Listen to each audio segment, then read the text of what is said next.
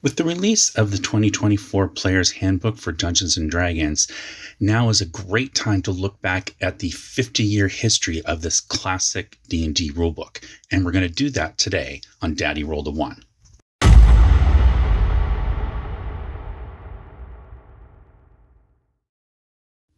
Please help support Daddy Rolled a 1 by visiting my shop to buy a t-shirt, hoodie, mug, poster, tote bag, or notebook.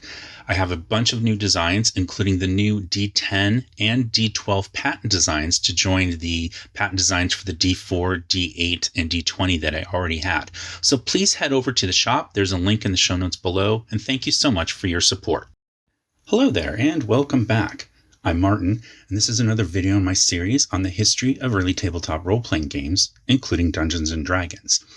There's a lot of excitement right now. It's early August of 2024, and the new edition of the Players Handbook was just kind of previewed at Gen Con. This is for the 2024 edition of Dungeons & Dragons, kind of the 50th anniversary edition, whatever you want to call it. Supposed to be just a slight revision or updating of the 5th edition Players Handbook, and it's intended to be backward compatible with that. But I thought it would be interesting to look back at the history of the Player's Handbook across all the different editions and talk about what's in the book, why it was laid out that way, and kind of changes made over time as different topics and different sections kind of come in and then go out and then come back again into this particular book. There's always been kind of this, a little bit of a disagreement sometimes, or maybe that's not the right word, but sort of trying to figure out what contents go in the Player's Handbook and what contents should go into the Dungeon Master's Guide. And it goes back and forth a lot of times. And so we're going to see, though, that for the most part, that the original layout of the topics of D&D Player's Handbook remains really consistent across every edition, even though the mechanics are changing. Some might say the spirit of the game itself is changing, but the contents of what it's thought that you need to know in order to play the game stays relatively consistent. Now, sometimes the presentation of those contents changes. And in fact, if you look at the table of contents for the new 2024 edition of the Player's Handbook, it's really interesting how they're approaching it, because for the first time, they're leading up front with all the stuff that you need to know to play the game before you even get into playing a character. So it's going to cover things like equipment, but also like dice and ability scores. And it talks about, tests that they have. So, ability checks and saving throws and attack rolls and advantage and disadvantage and what all of that means. Then it gets into proficiency, it gets into actions and social interaction, and then encounters and exploration and vision and light and hiding and travel, and then combat and damage and healing. And then it gets into creating a character, and it goes over all of the classes. And one of the things that this one does differently is that it puts the spell list for each class with the class description, as opposed to later in the section on spells. So I think that's a great update to this layout, is putting everything that you need, with the exception of the spells, which do come later. But everything else that you'd need to play one of these classes is in this section with the class. So you don't have to find your spell list elsewhere. You find it immediately in your section on your character class. Now, another thing that's interesting here is that then it goes into backgrounds and sort of like your character's origin, and then it covers species. And you're going to see that layout, that format and order is very different from what we've seen in previous editions of the Player's Handbook. And then it's going to wrap up with feats, equipment, and spells, and then 3 appendices, one about the multiverse, one about creature stat blocks, and one about a rules glossary. So I just kind of want you to keep that in mind. I'm not going to delve too much into the 2024 Players Handbook, because quite frankly, I don't own it yet. But I do think it's a great time for people who are new to the game. Maybe you started with 5th edition, and that's the only Players Handbook that you've ever seen, this one. you might find this video, I hope you find it really interesting to kind of go through and see how the Player's Handbook has changed over time.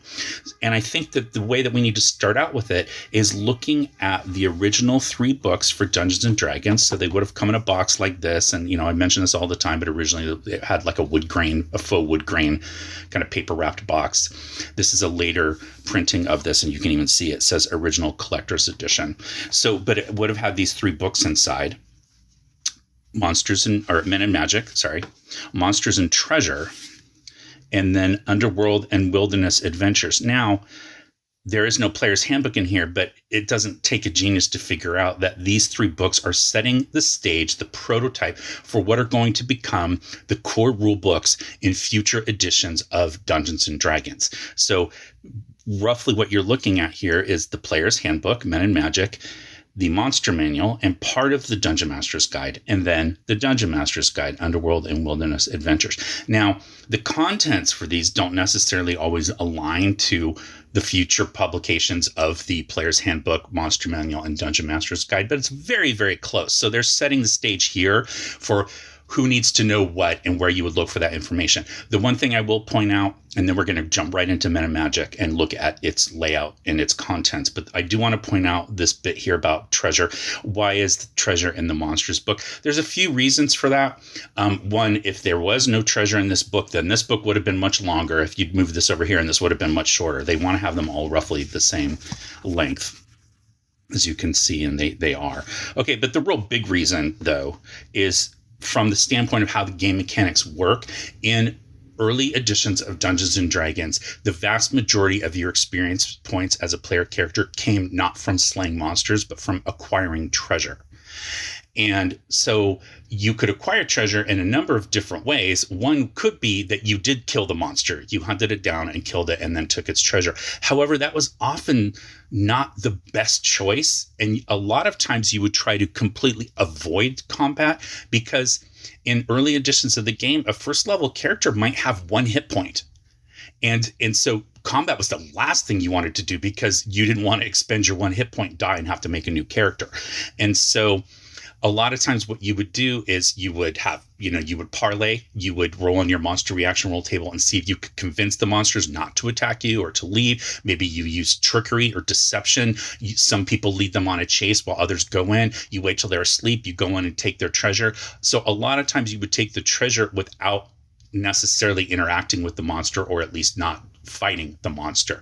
Now, the way that you knew as a dungeon master what treasure those monsters had was using these treasure tables. So the game mechanics worked that each monster was given a treasure type that you would roll on tables to figure out what treasure they had on their person and what treasure they had in their hoard, depending, or their lair, however you want to call it, depending on where you encountered that monster.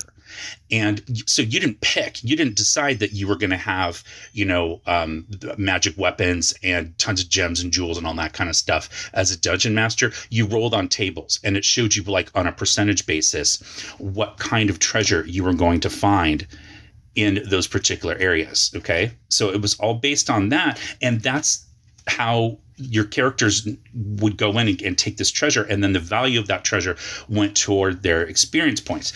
Now, the game kind of changed over time, and that sort of method of gaining experience points sort of fell out of favor. And even at the time when this was going on, a lot of DMs would just decide ahead of time, like, what treasure they wanted to use because they thought it sounded cool. So they would look through the book here, pick the cool sounding treasure, could even be an artifact, and throw it in someplace, and then have your player characters go find it. But that kind of breaks the mechanics of the game. Part of the balance of this game is that depending on the kind of creature that you're encountering, and whether it's in its lair or whether it's out wandering around, that affects the treasure, which is part of the mechanics of the game to, balance the acquisition of experience points. So ignoring that kind of doesn't really work. And a lot of people just didn't get that at the time. But in any event, that's why this book was called that. All right, so we're going to dive in now, and we're going to talk about Men and Magic. Okay, so 1974, and it starts out, he dedicates it, this is by Gary Gygax and Dave Arneson. It's mostly Gary writing this, though, at this point. not going to get into that too much. I've talked about it before. But it talks about it's dedicated to the fantasy war gamers who have enthusiastically played and expanded upon the chainmail fantasy rules. Okay. With thanks and gratitude, here's something better. Special thanks to the Midwest Military Simulation Association, the Lake Geneva Tactical Studies Association, Rob Kuntz, and Tom, I think it's Keogh, in memoriam. Okay, we've talked about pretty much all of those people and organizations before on the channel. And then it talks about who some of the illustrations are by. So a great resource to learn more about some of these folks. And I'm going to be talking about illustrators and stuff as we get further into like discussing things like the first and second edition Players Handbook. But is a book called Art and Arcana that goes over all these early artists. But Greg Bell very famously designed the Lizard Man logo. I don't think I have it on any of my books here, but the early logo, and I have shown it here before. I'll put a little screen picture up so you can see what it looks like for Dungeons and Dragons. Okay, and then some of the illustrations are also by Dave Arneson, and then David Sutherland we've talked about before. So then you have Tom Keogh, who you mentioned up here, and then Keenan Powell. Okay, but basically, this just starts out in improperly spelled forward, but he talks about once a long time ago, he just kind of tells the history. This is Gary talking about how this game came to be without necessarily explaining what the game is. So that's part of how this whole edition was put together. There's a pretty big assumption in here that you know what this is that you're buying, and like you're getting it so that you have the rules, but most likely you've played before, someone taught you to play, or you've at least watched people play this game. And most likely you were part of either the Lake Geneva Tactical Studies Association or the Midwest Military Simulation Association. So that's kind of like the two groups that would have had an understanding of what this was and how to use it.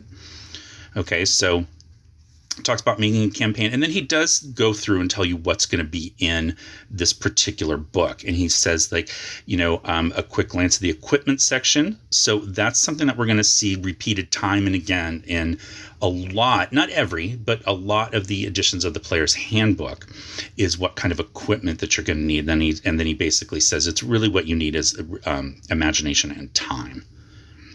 Okay, and then he talks about the scope of the game, and then he says these rules are strictly fantasy, and then you can see, a lot of people will, say that like this is completely just based on Tolkien, and even anybody saying it's not is being disingenuous. I don't think so. Tolkien was an influence, but if you see what he lists here, he talks about the sword and sorcery fiction upon which Gary Gygax was kind of grown up with. And that was like his bread and butter as far as that style of fiction. Not saying Tolkien wasn't part of it, but it's not just the only part. Okay, but let's look at the table of contents here. So you have the introduction, the scope, the equipment. We just talked about that. Preparations for the campaign, basically how to get started. Then creating characters, character alignment, determination of abilities, that's like your ability scores, languages, non-player characters, basic equipment and costs, encumbrance, weights and equivalents, levels and number of experience points necessary to attain them, statistics regarding the classes, alternative combat systems. So that's, of course, something we're never going to see again. The alternative combat system from this book becomes the default Dungeons and Dragons combat system. So the original system wanted you to use chainmail, which is a 2d6 system. And the alternative here, where you roll a d20 and you want to roll high and beat a certain target number, that is the alternative system that we're all used to now. Of course, this was based on a descending armor class, but you still wanted to roll a 20 and beat a number. Saving throw matrix, spells for magic users and clerics, the explanation of the spells, how to do magical research, and then what spell books are. So the whole thing is, 34 pages. So if you look at this and then you look at even the 5th edition Player's Handbook or the new one that's coming out, pretty much any edition, you're going to see, so this is equipment like what you need to play the game, other things that you might need. And a lot of the Player's Handbooks in the future do have that section. But how to prepare to start playing, how to make a character, ability scores, all these things, the equipment tables and their costs, weights, how much, and we've gotten away from measuring encumbrance in later editions, but for a long time, that was part of it, and it's in there. Okay, and then, your experience points that you need, that's kind of now buried in with the characters. Here it's split out, but that's part of it. And, while this says alternative combat system, and I said we don't have that, what we do have in future editions of the Player's Handbook, most of them, is how combat works. And so we just saw that in the new revised 2024 one. It's just they're putting it up front instead of at the end, but it's in there. And then spells. So very, very consistent. So this is laying the groundwork for 50 years of what's going to be in a Player's Handbook. All the way back in 1974 in this little 34-page book. It's probably 36 pages when you add in the extras because it needs to be divisible by 4. Okay. But we kind of talked about, here's the introduction. And then he says, these rules are intended to be complete as possible, imposed by the space limits of 3 booklets. And he says, again, it's fantasy. These are guidelines. So, you kind of need to use that and then make your own decisions. And then, he says, if you're a player, these rules will help you improve in an existing campaign because they'll give you an advantage to know how the rules actually work. It's just a funny thing to think of now, and really you can play D&D without having a player's handbook if you have a referee or a DM, dungeon master, that teaches you how to play. There are people that play that way. So while the Player's Handbook is usually the best-selling book of every edition because most people who play will end up getting it, but of course not everyone's going to get the Monster Manual and the Dungeon Master's Guide unless they intend to be a Dungeon Master. But you can play without. You don't need any of the rules. You can just have someone explain to you what to do. In my daughter's game, we run, I'm running 1981 Moldvay BX for them, basic Dungeons and Dragons, the Moldvay edition. And I have Old School Essentials, which is, a retro clone. I've talked about that before, but that's what I use at the table to keep my older books or my older box set in a little bit better shape. I have the books, and then I bought a book for use like at the table if anybody ever needs to look anything up, and it kind of just sits there and they almost never do. The only time they look it up is when they're going shopping, and every once in a while a player will forget how a spell works, and so while they're waiting for their turn to come up, they will look it up just to make sure. But they don't own the books. They don't have any of the books to play. So like I said, it's possible. All right. So then it goes on and says, Men in Magic, which is this book we're looking at, details what characters can be played, the potentials, limitations, and various magical spells. And then it goes on to say what's in Monsters and Treasure and in Underworld and Wilderness Adventures. And then it tells you what kind of stuff you need. So the scope is that basically he's saying that it covers the medieval period, but it could go from prehistory to the far future, but he suggests you concentrate on medieval first. He says you don't need miniature figures, despite the fact that it says rules for fantastic medieval war games campaigns playable with paper and pencil and miniature figures. But then he says you don't really need them. They just look nice on your table. You could use chits or you could not use anything. Okay.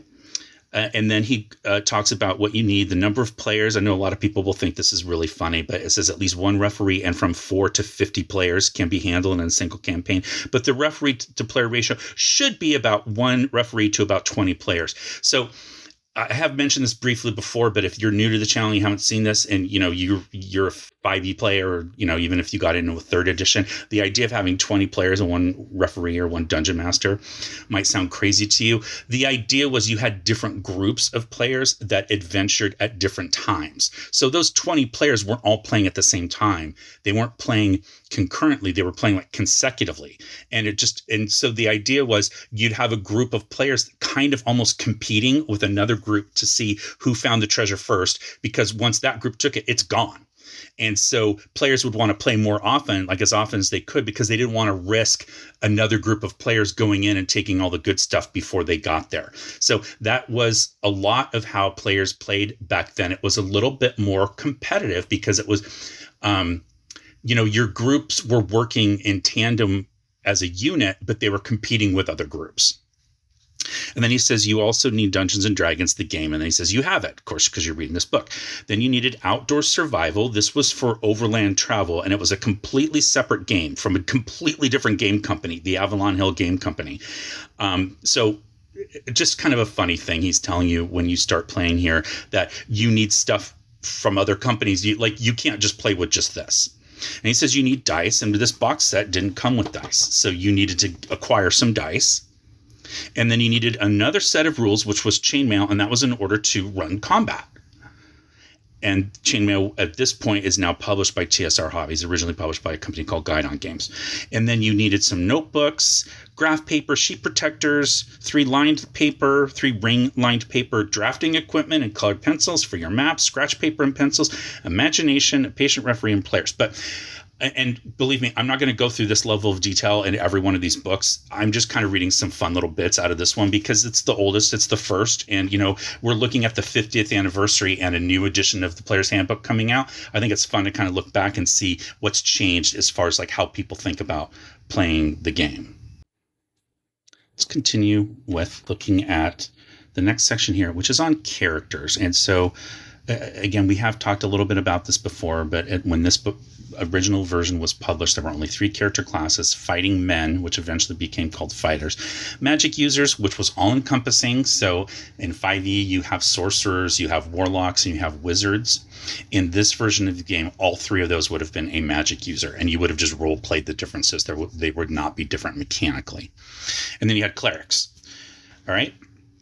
And then it goes through and talks about like basically what these classes are and how they work. And so it does fighting men, magic users, clerics. And then it jumps to dwarves. So here it says there are 3 main classes of characters. And then it just says, and then there's dwarves. And so it's a little confusing because is that a class? It's not really. And there's a lot of discussion about this. And I have a whole video on the history of race as class, which is for me, the Moldvay edition of Dungeons & Dragons that I talk about, where dwarf, elf, and halfling are classes. In here, it's not that. It ends up being the same thing, but it's essentially not, because it says dwarves can opt only for the fighting class. So it sounds like, they can only be fighters. And that is which is true, but it's a dwarf fighter. So it's technically separate. I know that's really splitting hairs, but the difference becomes more noticeable with the first supplement to to original Dungeons and Dragons, which is the Greyhawk supplement that introduces the thief class in official publication. It had been published previously in the Great Plains Games Players newsletter by Gary Gygax, and I have a whole history of the thief class, and you can hear about that. But in that particular version of the game, or of that supplement, it says that elves and halflings and dwarves can also be thieves in addition to being fighters, or for elves, combination fighter magic user. So at that point in time, this game does no longer is race as class. So it says dwarves, and then here's your illustration of your dwarf. Now I believe that is probably by Greg Bell because it just looks like his work, but I could be wrong. And then elves, and then halflings, and then it says other character types. There's no reason that players cannot be allowed to play as virtually anything. Gary's going to change his mind on that when we get to Advanced Dungeons and Dragons. But, nowadays there's a proliferation of different options that you have for your species when you play a player character, and a lot of old school players don't like that. But originally, there was nothing wrong with that. And if you look, I have a video there was a supplement called the Rogues Gallery that came out, and it talks about all these crazy player characters that the original, like the founders, or at least the original group of players of the game would play. There was a lizard man, there's a centaur, there's all kinds of crazy stuff that these people were playing. So they were open to this idea at the time, even though nowadays a lot of old timers will say like they don't like all those different races. And that's fine. I mean, just play the edition that you want, but just know that at a point in time, Gary was saying you could even be a dragon. You just have to start out as a young one, and then you would go upwards, and as you got up in level, you would get more and more of your abilities. All right, and then it covers alignment. Okay. I have a video on alignment where I talked about that table before. So that's why I'm going through this kind of quickly. But it talks about how to determine your ability scores. And it gives you the listing here: strength, intelligence, wisdom, constitution, dexterity, and charisma. That was the original order that they were listed in. And it stayed that way until 3rd edition changed that. Okay, and then it explains what all the abilities do, which is really in this version, and again, I've talked about the ability scores before, but it's not a lot. They don't do a whole ton other than help you with your experience points if it's what's called your prime requisite. Then it talks about languages. Then it talks about non-player characters, and it says you might want to hire non-player characters to do jobs for you. And so, and it covers like how to try to hire them with your 2d6 reaction roll table here. And then it talks about capturing non-player monsters, the loyalty of non-player characters and their morale, and then relatives. This is a big part, especially of old school games, earlier editions of games, where your player character was most likely going to die. It was just kind of like you knew that. And so one of the things that you would do, because you would have acquired all this treasure, all this stuff. And so one of the things you did was say, oh, well, you write down that you had a relative and you could designate them as the person to inherit your equipment and your magic items and your money after you died. And so and then there was a tax. It was very specific. I mean, just having a whole section here, but that was a part of these original editions, early editions for TSR of the game. Then it goes over your equipment and the costs. Okay. And so including armor and weapons, and then the weight, how much do things weigh? Because that was important because you were tracking encumbrance. You were tracking how much you could carry, and then that affected how fast or slow you moved. Then you had your level titles here. So it comes. This is a little weird. This should have been up in the front. Not really sure what the organizational thought was by putting the experience point tables for the classes after the section on equipment. It just kind of comes out of nowhere. All right. And then you have this picture here of a barbarian, which is not a character class in this edition, as you saw. All right. And then you have, these are your combat tables if you're using chainmail. All right. And so it talks about, like, as a fighting man, you, the dice for accumulative hits, 1 + 1, and then 2, 3, blah, blah, blah. It goes through. So that's all if you're using the chainmail system. And then your alternative combat systems over here. This is what we're used to. So a lot of people these days would call this THACO. That term didn't start to be used until it appears in the appendices of the first edition Dungeon Master's Guide for Advanced Dungeons and Dragons. But it really got into usage with the second edition of Dungeons and Dragons, Advanced Dungeons and Dragons. But THACO stands for 2-hit AC 0. I know some people say THACO. I always said THACO. But this is the descending armor class I'm talking about, where your armor class of 2, plate armor and shield, was the best that you could get. And then no armor or shield was 9, and it goes backwards. So you only need a 10 to hit armor class 9, but you need a 17 to hit armor class 2. And then as you go up in level, those numbers go down, right? So those were the target numbers that you were trying to beat, as opposed to ascending armor class, in which you're just trying to roll against the armor class. All right. But anyway, that was the alternative combat system. And as we just talked about, that's going to become the default combat system for the entire game going forward. Then you have your spells. Oh, well, sorry. First, you have your saving throw matrix. So this was another thing. There were different categories of saving throws: death, ray, or poison, all wands, including wands that do polymorph or paralyzation. Then you had stone, like being turned to stone, dragon breath, and then staves and spells. So staves were separate from wands. I don't know why, but in any case, this is showing you what you needed to roll at a certain level of character, what number you needed to hit or beat on a D20 roll in order to save. Okay, then you have your spells, your spell list, and your explanations of your spells. And then at the very end here, it talks a little bit about how to research new spells and carrying spell books.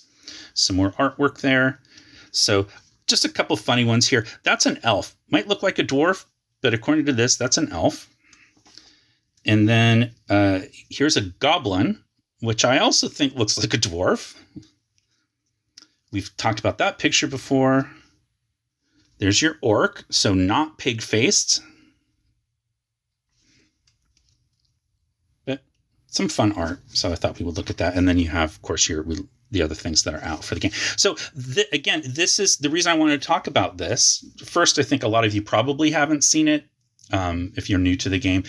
And even if you're an old timer, you might not have thought of it from the standpoint of like this becoming the standard for how players' handbooks are going to be put together in the future and what the contents are going to be included in those books. So I'm going to talk about that next. I'm going to go through the first and second edition players' handbooks, probably in a little bit more detail because those are the more historical ones. And then I will briefly go through the third, 3.5, fourth, and fifth edition players' handbooks, mostly to look at the table of contents and see what kinds of content they're keeping and then what kind of contents they have removed and put elsewhere or just gotten rid of because it's not a part of that particular edition.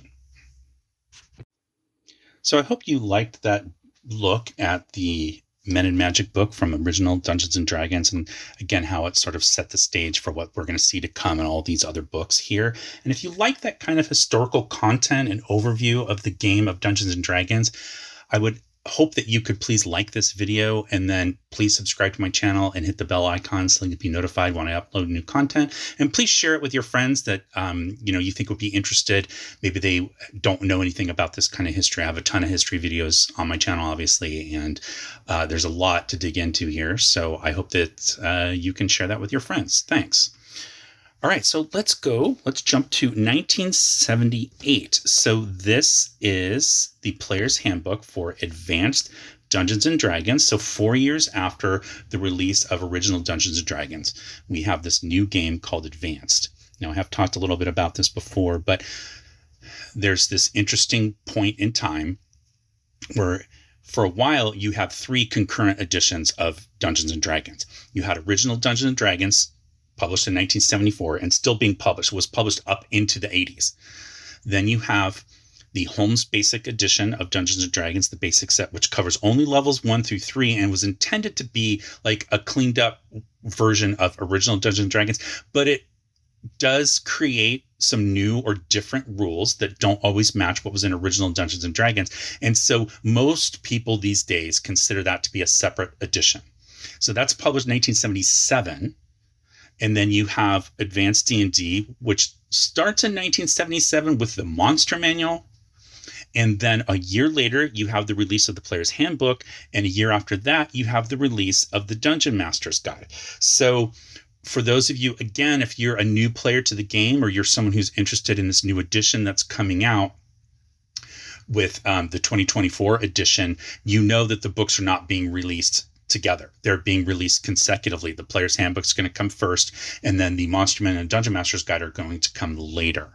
And a lot of people might not be used to that, but that's how this version of the game, Advanced D&D, was first published. It was also how 4th edition was intended to be published. Originally, this version of the game was going to be published with the Player's Handbook coming out first, and then again the Monster Man and the Dungeon Master's Guide coming out later. And they had let that leak. Wizards of the Coast let that leak, and there was a big fan, I don't want to say backlash necessarily, but there was a fan movement that said, like, no, we want all 3 books at the same time. And so they had to change what their plan was, and they did end up publishing all 3 books on the same day, releasing them on the same day, but that was not the original intent. So with this one, Gary's actually going to talk about it in here. There's a little foreword or introduction, I forget which one it was, where basically he does get into the idea that like he was writing this as he went along, and it was easier to do the monsters first, the Monster Manual first, because he could do it in chunks. He was so busy. He was running the company at the time, or he was one of the people running TSR, and he was trying to keep up with, going to conventions and answering questions from people about the game and create this new version of the game.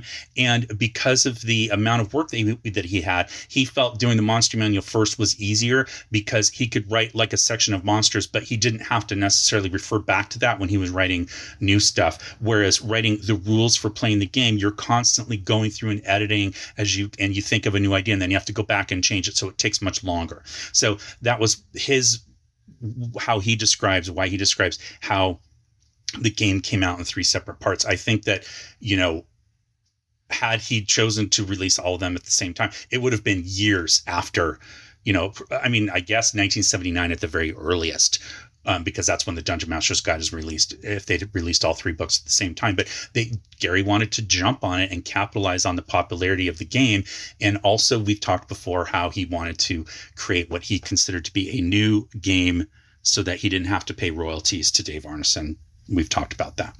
All right, so here's the Player's Handbook. So what I want to do in here is talk about, again, sort of like the contents, what is in here, and then how that affects, the future editions of the Player's Handbook, but also how it compares to what we just saw in Men in Magic, because there's a lot of overlap, despite the fact that Men in Magic is 36 pages, and this is, I think it's 128, if I'm not mistaken. Yes. So there's just a ton of overlap. There's some new stuff in here, but it's actually not as much as you think. It's more just Gary's writing style does take up a lot of space, and you're going to see that as we go through. So we are going to talk about, okay, so it says Gary Gygax, 1978, and it says illustrations by David C. Sutherland III and David A. Trampier. We've talked about both of them before, both of those artists, a few times here on the channel. Again, this is the Trampier cover. All right. Okay, so now in the forward, he talks about, basically just his thought. And this is actually not him. This is Mike Carr talking. And we talked about Mike Carr recently in one of my previous videos. And it's really cool. I actually got to meet and sit down and talk and interview Mike Carr, interview Mike Carr at DaveCon back in April. And so it's neat to see, his name pop into this book. So he edits a lot of stuff at TSR back in the day. All right. So, table of contents. So, this one's going to talk about the game, and then it's going to jump into creating player characters. So, that's something that we saw in Men in Magic. It's going to talk about the ability scores. We saw that in Men in Magic. It's going to talk now, it's going to separate out, and it's going to lead off with character races and then character classes. Now, these 3 sections, character ability scores, races, and classes, is pretty much the standard for how almost every player's handbook is going to be put together, at least in the order, until you get to 5th edition and then the new 2024 5th edition book. But for the most part, they're all in this very similar order. How to roll your ability scores, or however you want to do abilities, then your races, and then your classes. And then this one talks about alignment. And we know that was a section that was in Men in Magic. Hit points, establishing the characters. It's getting a little bit more nuanced here, a little bit more detailed, but a lot of that stuff was all kind of rolled up into different sections in Men in Magic. Character languages, there was a section on that in Men in Magic. Money. Okay, we saw that before. You saw those coins and like how much they weighed and what they were worth. Equipment, equipping the character. We saw that. Armor, weapons, weight, and damage by weapon type. Hirelings, and henchmen. There was a whole section in Men in Magic on NPCs. That's what this is. And then time. Now, that's something that's not really discussed in Men in Magic, so that's sort of new, but it is going to be something that we're going to see in the future as we move into, future editions of the Player's Handbook. Then you have what the term monster means, and then your character spells for magic users, clerics, and in this case, druids and illusionists, you see there. Then how to cast spells, the adventure, and a little bit about dungeon expeditions, outdoor exploration, town adventures. It's a very long table of contents. Okay, because it's detailed, I mean, he's trying to tell you where to find on the pages, which is helpful. Encumbrance. Okay, so we saw that in Men in Magic. Movement, time, and distance factors. There wasn't a ton of that in the Men in Magic book. But light, like vision, that kind of stuff. Okay, so that's going to be new to this particular book, but it's something that, again, we're going to see moving forward. Surprise, traps, tricks, and encounters, initiative, communication, negotiation. So we saw social interaction, that kind of thing. Okay. And then combat. And now this case, It's interesting because it walks through how to do combat, like the different actions that you can take, turning undead and magical control and spell combat, and what to do with breath weapon attacks and melee combat, ranged, missile. Saving throws and armor class and first strike and weapon factors and all that. So it gets all detailed. What's interesting, though, is that those combat tables, like I was just showing you in Men in Magic, those tables where it showed you what number you needed to roll to hit what armor class, are not in here. Nor is the turning undead table. So you know that your cleric can turn undead, but the table for doing that is in the Dungeon Master's Guide. So in Gary's mind, so this is one of those design decisions. He felt that kind of stuff were things that the Dungeon Master alone needed to know, and the player character didn't need to know, because Gary, a lot of times, and he admitted this, so I'm not, this isn't me making stuff up. Like, a lot of times that he said, one of his famous quotes, and I'm going to paraphrase because I don't remember exactly, but essentially what he said was, as a dungeon master, you really don't need rules because you're just going to decide what happens. So the players roll dice to kind of make it feel like, they're contributing and that there's an element of chance. But Gary kind of said, like, and then as the DM, it's your job to sort of make up and narrate what happens. But you don't even need to look at tables to do that. Now, and that's how he played. However, in the game that he wrote, it was very specific, and he did have those combat tables. He just didn't want players to see them because he didn't think the players should know ahead of time what number they needed to roll. I don't know why, but he just didn't. Okay, but then you have damage. Falling damage, healing. So healings is something that we are going to see moving forward in every player's handbook.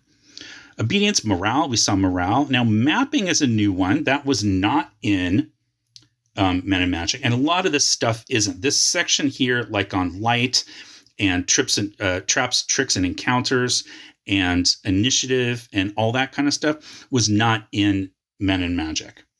All right. And then the, falling damage and obedience, that kind of mapping is a brand new thing.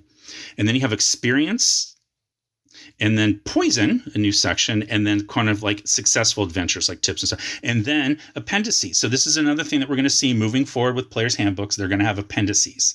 So this one has psionics, a new class, bards. And I have a whole video on the bard if you want to understand why it's in here instead of in the front of the book. And then the character alignment graph and the known planes of existence, which I talk about in my video on the history of alignment and planes in Dungeons and Dragons.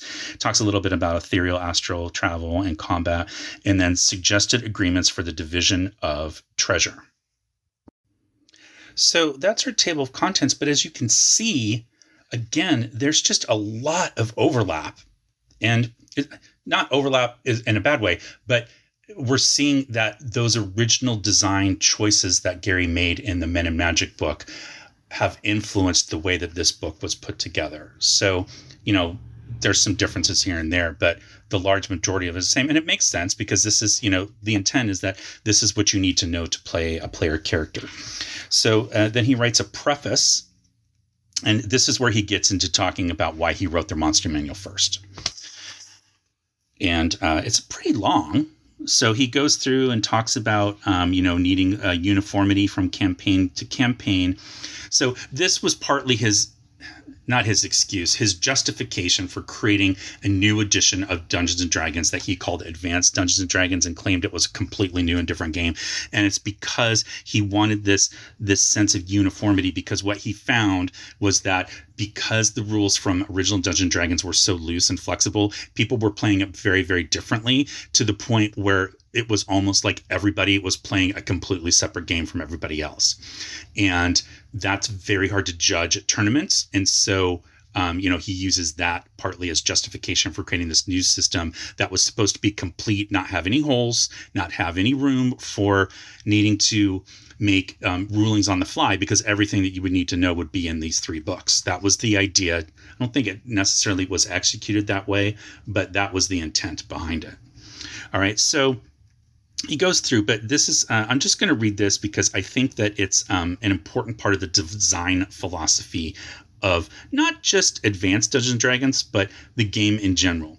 It is important to keep in mind, after all is said and done, Advanced Dungeons and Dragons is a game. Because it is a game, certain things which seem unrealistic or simply unnecessary are integral to the system.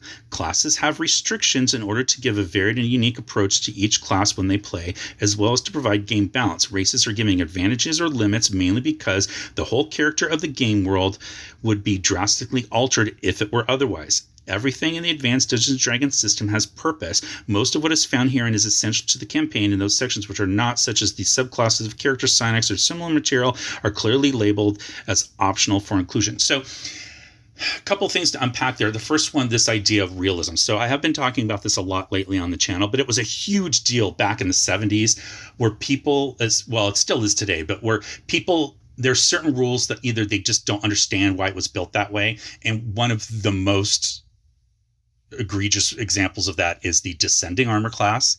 And more importantly, why does having heavier armor make you harder to hit? It should make you easier to hit because you're slow moving, and but then the armor absorbs the damage. That's what a lot of people say, right? That's a very common complaint about the game. And the same thing with hit points. A lot of people equate hit points with, like, if you miss while you're attacking, then that's why you don't lose hit points. But if you get hit, like, they're equating each hit to a loss of hit points. And the combat system is abstract. It doesn't work that way. And so my point to all of this is that I know sometimes we look at these rules and think, like, Gary was off his rocker. Like, why did he do that way? That makes no sense. He knew what he was doing. I'm not saying he did it the right way, but it was done with a purpose in mind. And I think sometimes we, as a whole in the community, can forget that because something doesn't make sense to us doesn't mean it didn't make sense to someone else, especially the person who was creating the game, right? So that's kind of my point there. Now he goes on through here, and I have talked about this section before. This is where he kind of thanks everybody that helped out. And a lot of these names down here, as we've talked about, are people that ended up creating the new classes that are in this game. So illusionists, rangers, and the one that he doesn't thank is Gary Switzer from Aero Hobbies, who was the thief. He thanked him in, I think it was in Greyhawk Supplement 1, but he doesn't thank him in here. Okay, but so again, introduction, and then you have the game. Now, what you don't have in this one necessarily is that section on what is the stuff that you need to play. What is the equipment that you need, like dice and graph paper and folders and blah, blah, blah, all that kind of stuff that we saw in Minimap. And that's because Gary's going to put that in the Dungeon Master's Guide, because in his mind, that was what the Dungeon Master needed to know, not something that as a player you would need to know. So, but then it goes in, and again, we have these sections on creating the player character and the ability scores. So, I kind of went through this. Just kind of want to show you some of the layout of this book, of how it's put together. But going through the different, now here's your different races. Okay. And then your classes. And each class had a subclass. This very famous painting, The Paladin in Hell. David C. Sutherland, or not painting, it's an illustration, pardon me. David C. Sutherland III. There's that cartoon. You've seen that before if you've looked at this. That my mom stuck that in here. All right, so thieves and assassins, and we have monks at the very end. So let's go back really quick and look at the player character classes that are in there, because this is something that you are going to see in future editions of the game. So, cleric, and then subclass of druid. So these subclasses are different than the 5e subclass, but the intent's kind of the same. So I know in 5e, druid is a main class and it has its own subclasses, but in this version of the game, druid was a subclass of cleric. Reason being why these things were put as subclasses is because they shared a lot in common with the main class, as far as like the hit dice that they use, maybe the weapons and armor that they could use, these attack tables, the saving throw tables, all that stuff. A lot of it would overlap and be in common. And so it just made sense to kind of say, like, oh, well, a druid is kind of like a cleric, except here's how they're different. Right? So fighter, paladin, ranger, magic user, illusionist. So illusionist being, especially magic user, right? This was an example. It's the only one that we see in this book, but later on that gets blown out into, where you have, abjurers and evokers or whatever, right? Conjurers. Then you have assassin as a subclass of thief, and then you have monk listed unalphabetically but that was because Gary said it was a very powerful class, and so it made sense to put it at the end because a lot of DMs might not want to allow it anyway. But the every class that you see on here, for the most part, is either currently a class in 5th edition Dungeons and Dragons, or I think with the Assassin, is that Assassin? Is that a subclass of the? I don't play a lot of 5th edition. I know there's some kind of Assassin thing in 5th edition. Maybe it's a background. But everything else in there, Thief would be Rogue, of course, and then Monk, Magic User would be, either a Wizard, Sorcerer, or Warlock. Illusionist was as an example of a specialty wizard, and then there's fighters, there's paladins, there's rangers, there's clerics, and there's druids. So very much the same. All right, so this is kind of like how this is broken up. Now, part of the reason that this is so long is because the spell section in here just takes up so much space. So it starts here and it ends all the way back here. And that's also something that we're going to see as we move forward in future editions of the Player's Handbook, is how much space the spells take up. I just lost it. But it's a huge section of this book. So, again, part of the reason why it's expanded to so many pages. Okay, so that's the spell section out of this entire book. All right, and then again, you've got your encumbrance and that kind of thing. And then this is just kind of like standard adventuring stuff through here. Successful adventures. Here's your appendices on psionics and the bard. So, but as an example, talking about that combat section that I mentioned. So you see combat here. Sorry, it's all fuzzy, guys. I can't get it to focus. There we go. Page 104. All right. So we go to page 104. It's going to be right after our spells, I think. Yeah, I was kind of in that section already. All right, so here's your combat section, and you can see here there's no tables. There's no like, what do I need to do to hit the guy? It just kind of talks about these are sort of like the actions that you can take during combat, as opposed to how to run combat, because that's going to be in the Dungeon Master's Guide. Okay, so that's important because that's going to change when we get to this edition of the book. Okay, so that was our look at the 1978 Players Handbook. Probably, it's definitely my favorite AD&D cover, Advanced Dungeons & Dragons cover. I mentioned that just briefly in a previous video. It's a tie between this and the Dungeon Master's Guide as far as which is my favorite RPG book. I did do a video on the Dungeon Master's Guide, and I put it in my my 4 desert island books. Like if I was on a desert island, I would want the Dungeon Master's Guide with me, because I think there's probably more stuff helpful in there for me to run a game. But I have a huge nostalgia for this book. It was my first advanced D&D book ever, it was a gift from my mom, and I begged her for it, and I just read and reread this thing so many times. So that's the first edition book. Now, second edition, when this book comes out in 1989, Gary Gygax has left the company. Okay, so I did a whole video on like what might Gary Gygax's version of second edition Advanced Dungeons & Dragons look like had he stayed with the company. There's a lot of conjecture from people, and so there's no like definitive answers because we just don't know. But we have some guesses that we can make, educated guesses. However, he doesn't do that. This is written by Dave Cook, who designed the Oriental Adventures book for Advanced Dungeons & Dragons first edition, and in there debuted a concept called non-weapon proficiencies, which is going to be a core part of this game. All right, but this is 1989. So what I want to talk about here now is kind of like, what are we seeing different? It's not mechanically, although I will touch on that from time to time, but mostly I'm going to be talking about like the content. Like, what are we going to see in this book that we didn't see in this one, or that we didn't see in Men in Magic, and kind of like vice versa, that kind of thing. All right. I also just wanted to briefly talk about some of the folks that were involved with creating this book. So I have talked about Dave Cook quite a bit before, as well as Steve Winter and John Pickens. Now, what's fun about John Pickens' name here, I'm just going to show you right now. So he was involved with original Dungeons & Dragons. He's involved in first and second edition.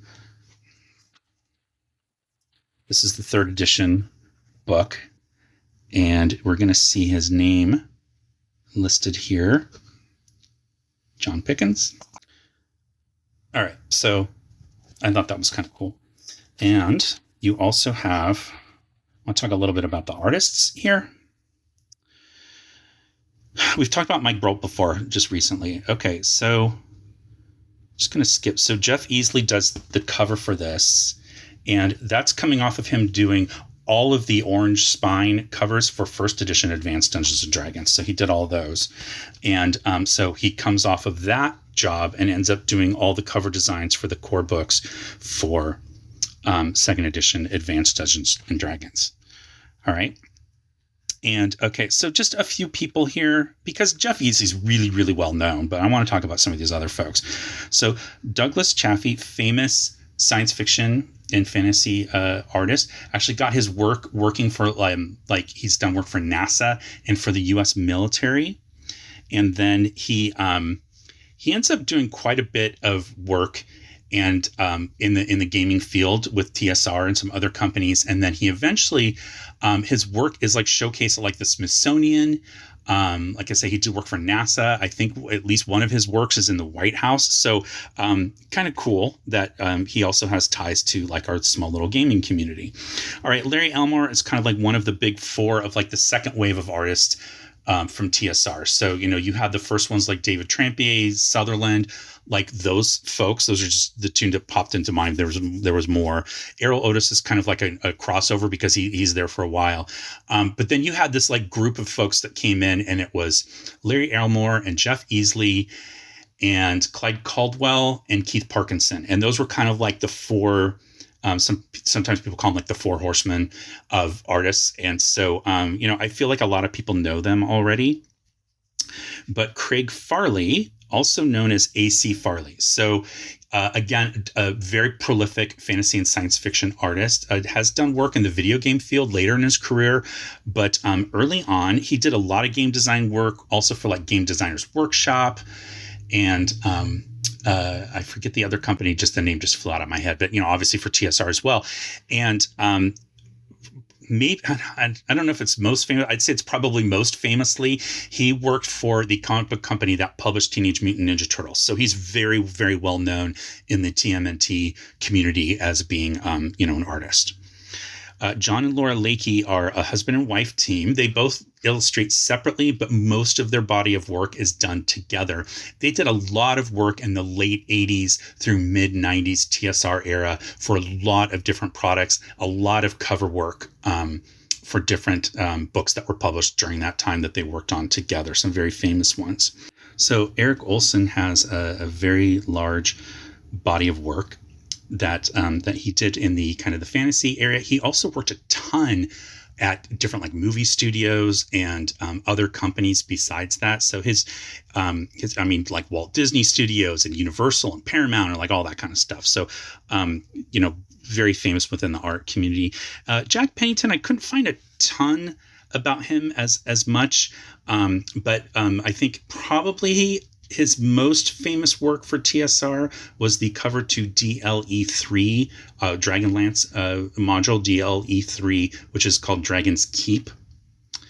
And then as far as the interior illustrations, so Jeff Butler was, again, he was sort of an early on, he wasn't an original TSR artist. He came in a little bit later, but he worked there right around the time that this book goes to publication. Then he goes to freelance for a long time.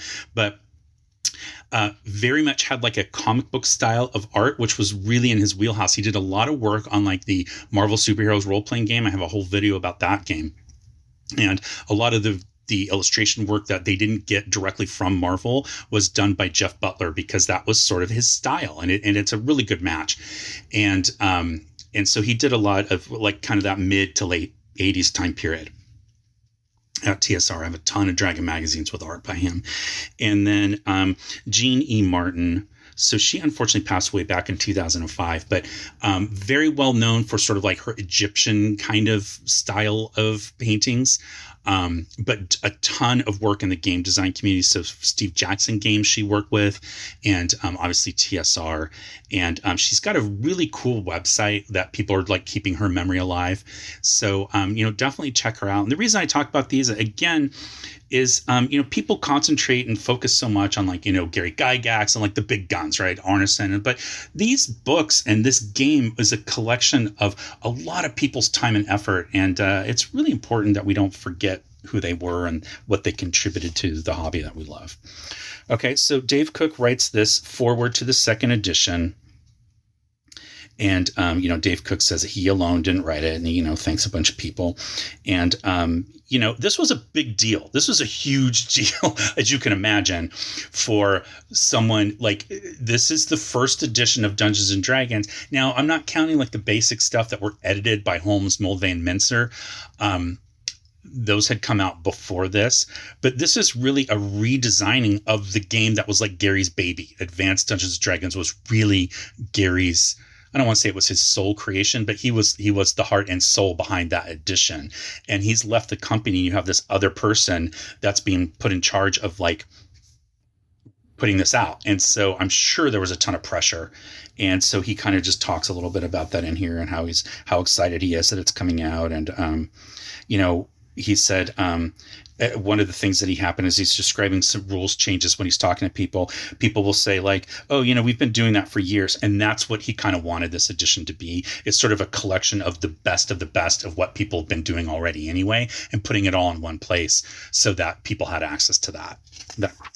All right. So here's the table of contents. And right away, I mean, just for me, I think it's laid out a little better. It's a little long.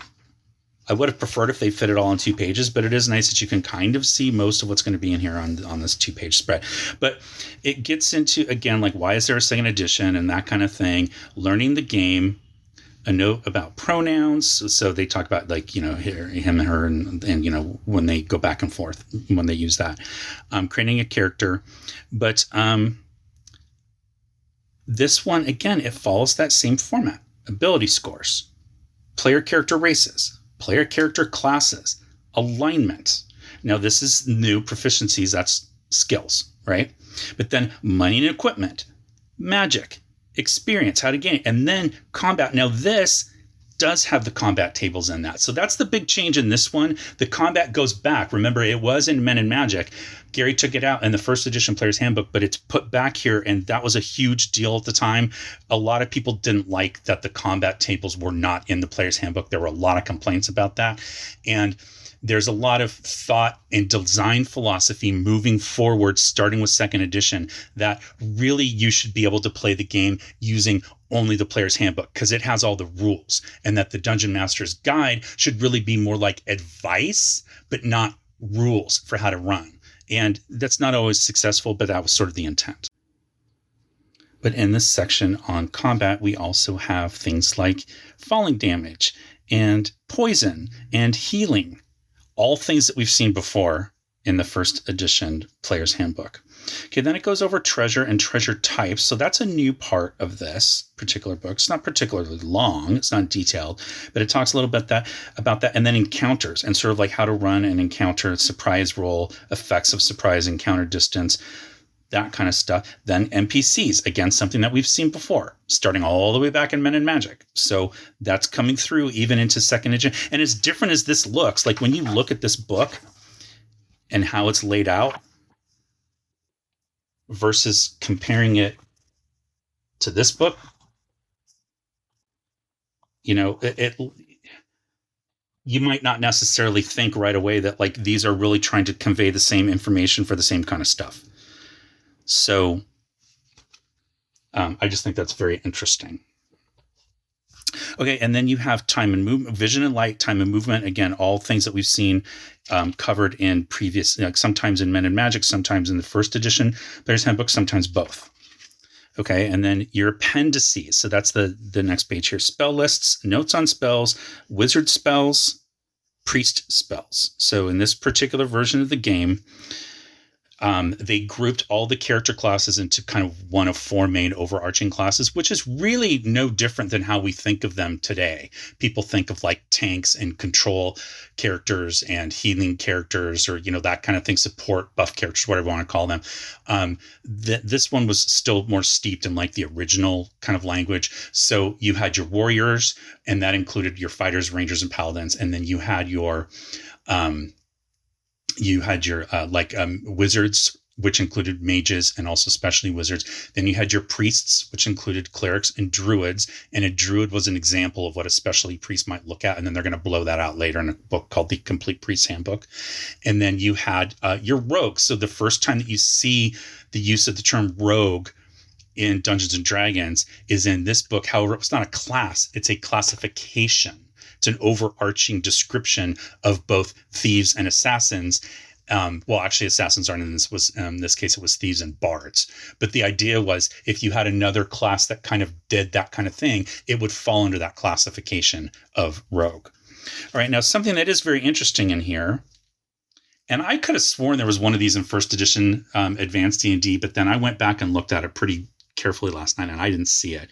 But it's an example of play where it talks about, like, it goes through in here and kind of shows you what it would be like to play this kind of game. Okay, so it talks about like the fighter player, the cleric player, the DM, like going back and forth and talking about what they're doing. Okay. So, and that is something that's interesting about this game and how this book is written. This book is written with the assumption that you already know what D&D is, and you've probably been playing original D&D. And so Gary's selling you on the fact that this is superior. This is better than what you've been playing because it's more complete. It has more stuff in it.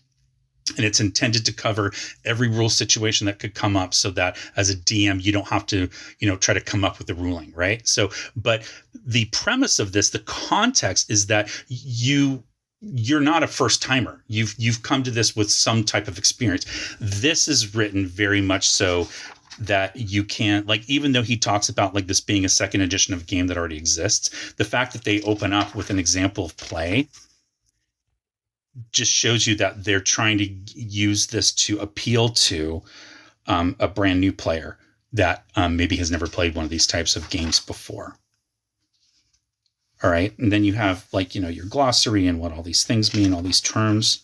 Okay. So the main things in here that are different, again, this one also goes back and talks a little bit about the kind of equipment and the things that you would need in order to play the game, which is covered in Men and Magic, but is skipped over entirely in this, because again, it's in the Dungeon Master's Guide. But in here, it puts it back in here. So it talks a little bit about like required materials, see, for what you would need. So that is in here, but everything else, characters, alignment, ability scores, all that stuff is in all three of the books. Now, something that's new in here, again, we talked about the combat tables come back in here, the saving throw tables come back in here. Those were in Men and Magic, but they weren't in the first edition Players Handbook. 2E covers all the stuff about encounters and movement, light, all that kind of stuff is in here. This does not cover things like mapping, which was part of this book, not part of Men and Magic. But in here, this talks about how to map as a player. And it's not discussed in here. And part of the reason why is because the game starts to change and people get away from playing that particular way. So again, if you're a new player, you might not understand what I'm talking about. But originally, the Dungeon Master would describe to you things like this is the reason why modules were written to say, like, the hall goes 30 feet to the north and then it turns west for 20 feet and then it like whatever. And the idea was that as a player, one of your players was mapping this out. They had their own graph paper and they were mapping it. And the reason that they were doing that was so that they could go back and find places that they had been to. If maybe they want to skip it for a little bit, or maybe they know there's treasure there, but they can't carry it at the time because they're carrying too much. So you were mapping it also so that you could get out, not get lost. Okay. And I know it sounds weird because nowadays the way people play, nobody does that for the most part. I mean, old timers might, but new players really aren't as concerned about how to get out of a dungeon because your theater of the mind, you just think, well, I'll just go back the way that I came. But originally there were a lot of tricks and traps and things that DMs would put in there, like rotating hallways, or hallways that like where, gravity doesn't work and you end up on the ceiling and like all these kinds of things to throw you off. so that you might get lost on your way back unless you took precautions, one of which was you're trying to map and be very careful and diligent about what is where in relation to where you are at the time. Okay, so, but already by the time we get to second edition, that's not something that's really focused on in here. And it's really not anything that you see moving forward into future editions of the game. Okay, so that's mapping. And then the appendices in here, again, are different. So the spells are in the appendix here, which is interesting, not in the main content of the book. Also, this book has, psionics in the appendix. This does not. Psionics are going to show up in an optional book called the Complete Psionicist's Handbook, which is one of the few of the handbooks for second edition that I don't own. I'm not a big psionics fan, so I just never got that. However, I have heard that a lot of people really like how second edition handled psionics with that book. I don't know much about it because I never used that particular book. This has bards in the appendix as an optional player character class. This one, again, a big difference here is that bard is like a standard class. So the short version is that bard used to be sort of like a class. You had to start out as 3 other classes. You started out as a fighter, then you became a thief for a certain level, then you became a druid, and at that point when you became a druid, you were then a bard. This book allows you to play a bard from first level, which is what Gary said he would have done had he gone forward with publishing a second edition.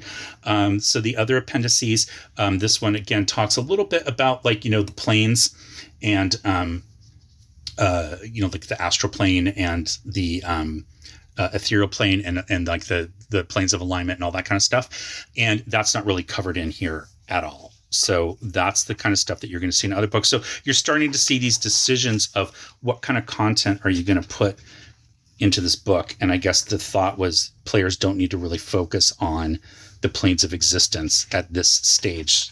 They should be focusing more on their character. So just a couple pieces of art here to point out. This is a very famous picture, and a lot of people hate it because it looks like this group of adventurers, this heroic adventurers, just killed this little baby dragon.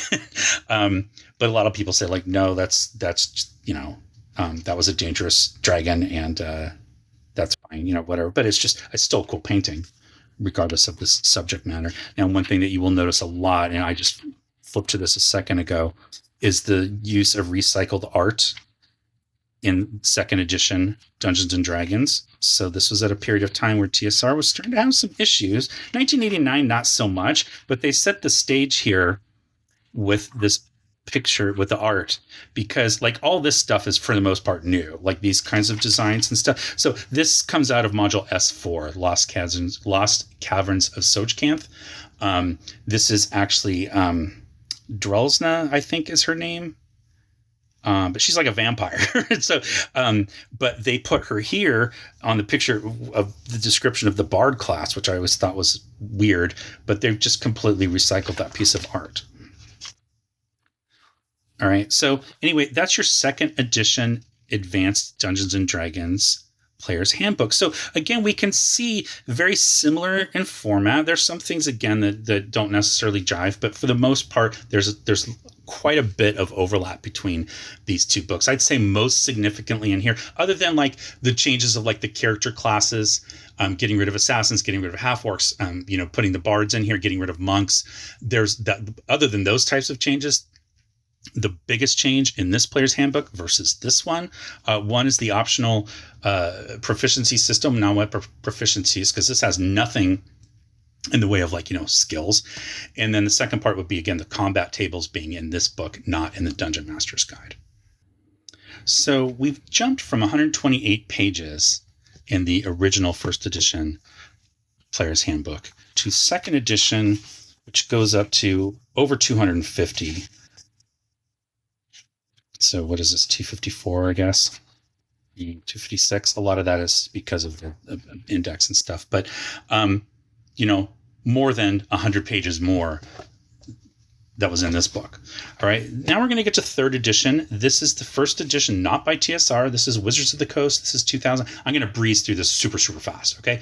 So, but starting out, character creator CD. So, I remember getting this. This was a gift to me from the folks at Wizards of the Coast when I worked on their advertising right after this game came out. They sent me the 3 core books plus the Star Wars D20 book and a bunch of stuff, Magic cards and Pokemon cards, all kinds of stuff. But this character creator, I was like, what's up with that? You can see I never actually used it. I do think I took it out of here just to kind of check out to see what it was. But just the fact that you needed a program to create a character is a sign of things to come, folks. But this particular book, has this little section here at the end that's sort of like little bits and pieces of the Dungeon Master's Guide and Monster Manual if you don't have them, so that you can kind of try to run the game while you wait to get those. For whatever reason. But other than that, this book is pretty long. This is 280. Well, this would be 286 before you get to all these additional pages back here. But it's very interesting. So this is designed by Monty Cook, Jonathan Tweet, and Skip Williams, all still really involved. Skip Williams, what I remember from Skip Williams for the longest time was that he was the Sage Advice guy in Dragon Magazine. So when you ask questions about the rules, he was the guy that would write back and answer those questions. And so he kind of became like the guy. There were other people that did that over time, but part of the main area when I remember reading it was Skip. So Jonathan Tweet, game designer, still around, still designing games, as is Monty Cook. Monty Cook has his own company. So he does the Numenera game, which is the Cypher system. I think it's Cypher system. That was the system that kind of derived from Numenera, and then it kind of became a thing where you could like apply other settings to it, because Numenera is a setting and also a game. All right. So but it just, goes through. I'm not going to go through all these names this time. If this is something that you want to see me cover in the future, definitely let me know. But Peter Atkinson was the guy who was the head of Wizards of the Coast and instrumental in the acquisition of TSR when TSR was about to go bankrupt. And then, just a few other names here that you will probably notice. Kim Mohan, we've talked about before. He did some books for Advanced Dungeons & Dragons. I think he did the Wilderness Survival Guide. And then also, he worked on, he was editor at Dragon Magazine for a very, very long time. All right. And then Ryan Dancy is the person who convinced Hasbro to do the open game license for this particular version of the game. So he's extremely instrumental if you are playing a derivative game from the OGL.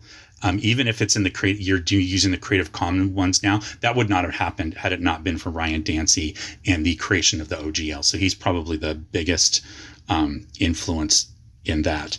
I always like seeing this name in here. This is my friend William W. Connor.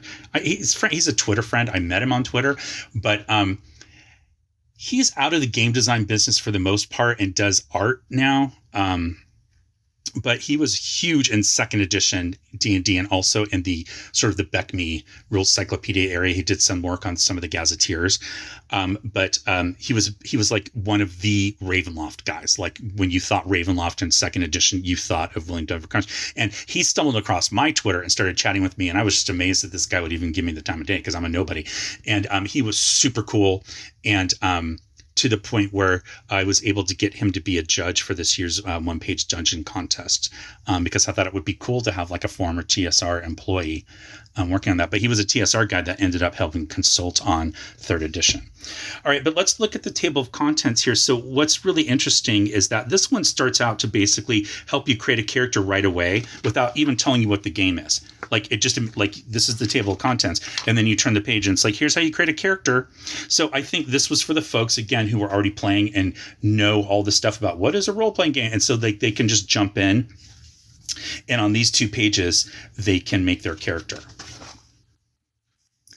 Then it's going to get into the introduction and explain what a role-playing game is and the equipment that you need to play. So let's just zip back to the table of contents and look at, again, what's the same, what's different. So you have your ability scores. Yep, check. Races, classes. Again, the same order that we've seen them since the first edition Players Handbook. Okay, now we're all the way in third edition and we're doing the same order. Here's our list of classes. So this introduces skills, which is going to replace non-weapon proficiencies. Mechanically, they're very, very different, but conceptually, it's the same idea. Okay. And then 5th edition introduces feats. So that's going to be a new chapter in here. And of course, it's new because there were no feats in these previous editions. Now, feats were sort of dabbled with. They weren't called feats from what I remember. But in the late 2nd edition D&D, there was a series of books called mostly called the Players Options books. There was a DM option book as well. But like Skills and Powers was the book where they started to really dig into this idea of adding these extra little goodies to your character to make them kind of unique in specific situations. And that's what 3rd edition and subsequent editions are all about. And that's because that was this philosophy at Wizards of the Coast. So Wizards had a huge hit on their hand with Magic the Gathering, which is all about this idea of collecting cards. And, you want to build your deck to be better than that of your opponent. And the way that you do that is by collecting more and more and more cards. So that's why new cards are always churning out. It's a very smart business thing that they did.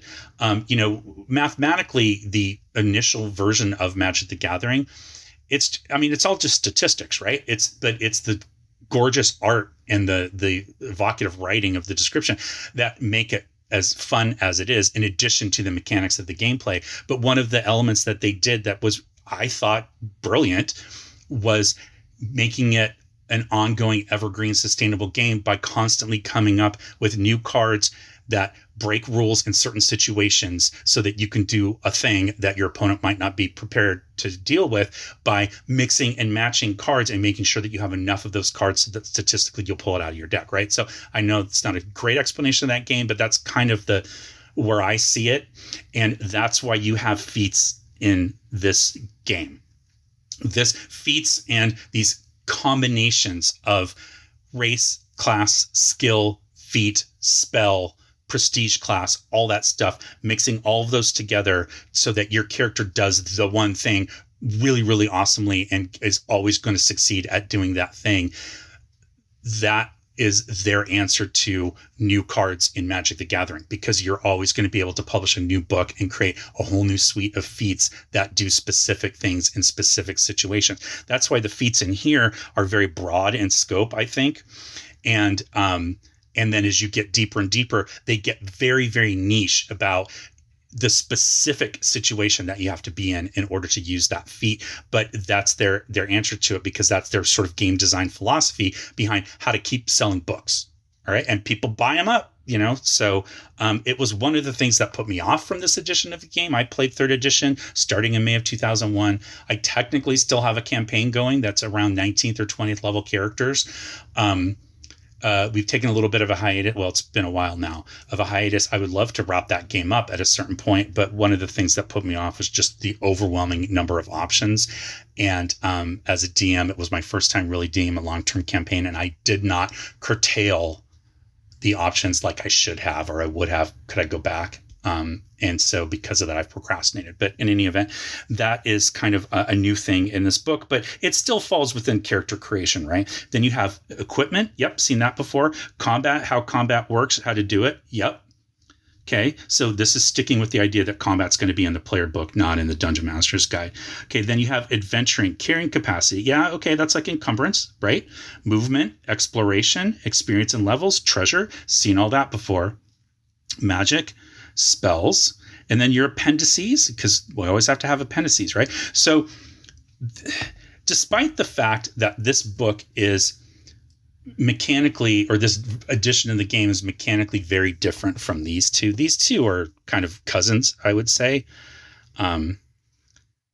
This is like a very, very distant cousin, a few times removed. So I know a lot of people like to kind of don't like necessarily Wizards of the Coast editions of D&D, so I'm not going to belabor it too much, except to say, like, these guys all up here, these people were playing these editions of the game. The designers of this really liked D&D, but they wanted to pick the things that they liked the best and expand it, right? So there were a lot of really innovative things in here that I think a lot of people do still really like. So I am a big fan of Ascending Armor Class. I use Ascending Armor Class in the game that I run for my daughter, even though the original edition of Moldvay 1981 Basic D&D uses Descending Armor Class. I used Descending Armor Class for 2 sessions in that game. And after the second one, I was like, I'm just going to use Ascending. It's just more it's just easier for me. I don't want to say it's more intuitive because THAC0 is just subtracting. It's not like it's that hard,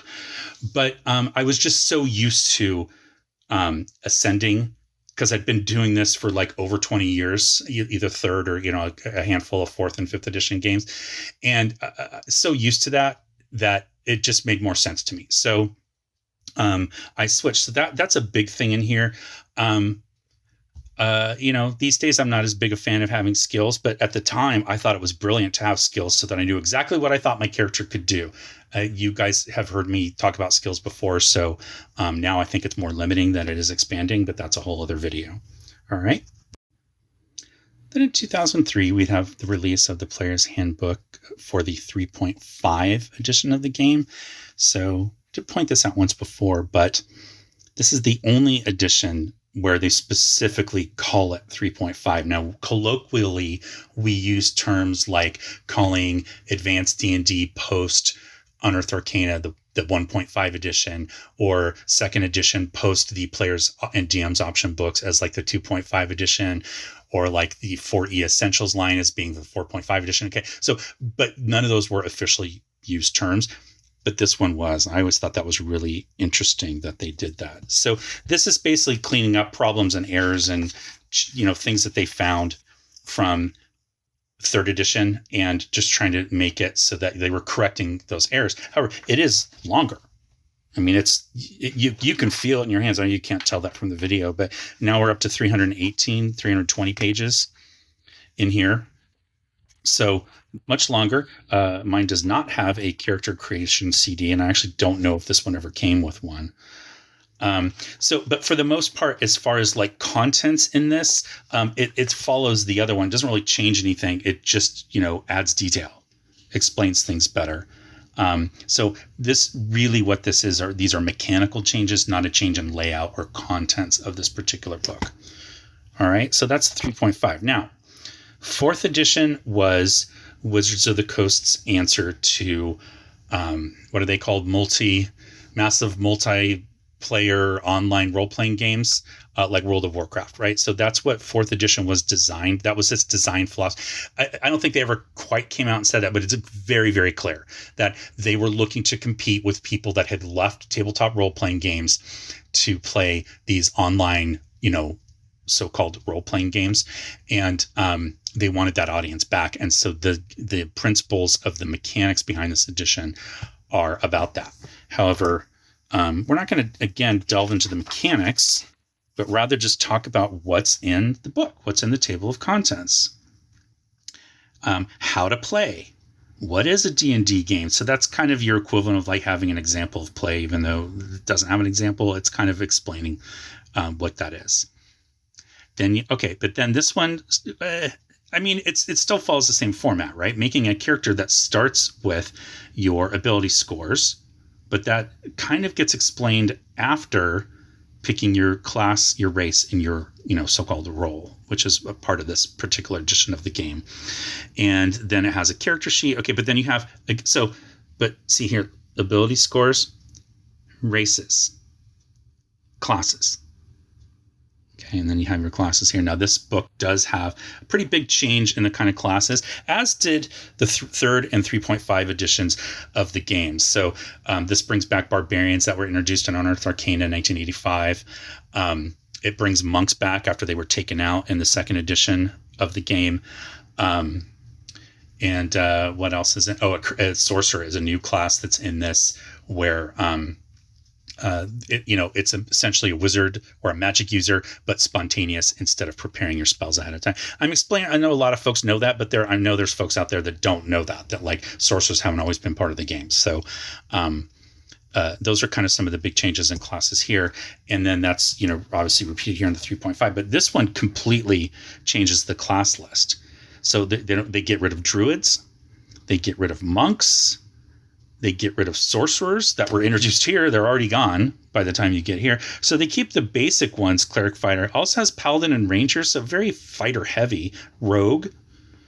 And then it has a new class, warlock, another new class, Warlord. Now, some of these were introduced in later supplements for the 3.5 edition, but mechanically they're so different here that you might as well just call it a new class.